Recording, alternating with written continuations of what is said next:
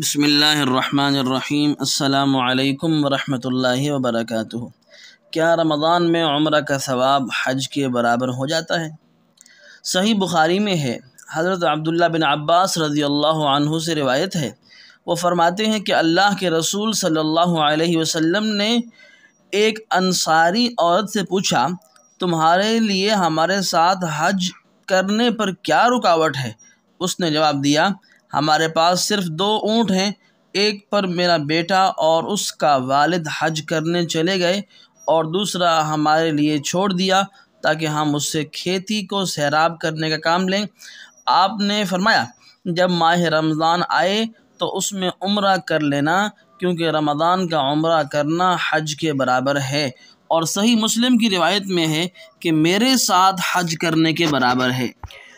حضرت شاہ ولی اللہ محدث دہلوی رحمۃ اللہ علیہ تحریر فرماتے ہیں، حج عمرہ سے بڑھ کر ہے، اس لیے کہ حج میں 2 باتیں ہوتی ہیں، ایک شعائر اللہ کی تعظیم اور دوسرا لوگوں کا اجتماعی طور پر اللہ کی رحمت کے نزول کو طلب کرنا، اور عمرہ میں صرف پہلی بات پائی جاتی ہے، لیکن رمضان میں عمرہ کرنے میں یہ دونوں باتیں پائی جاتی ہیں، اس لیے کہ رمضان میں نیک لوگوں کے انوار ایک دوسرے پر پلٹتے ہیں اور روحانیت کا نزول ہوتا ہے، اس لیے رمضان میں عمرہ کو حج کے برابر قرار دیا گیا۔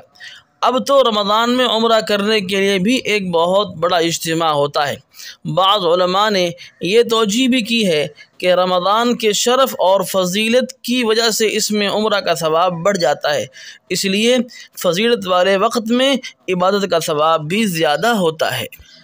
باقی رمضان میں عمرے کو حج کے ساتھ اجر و ثواب میں تشبیہ دی گئی ہے۔ اس کا یہ مطلب ہرگز نہیں ہے کہ رمضان میں عمرہ فرض حج کا متبادل ہے، لہذا رمضان میں عمرہ کرنے سے حج کا جو فریضہ ہے وہ ساقط نہیں ہوگا۔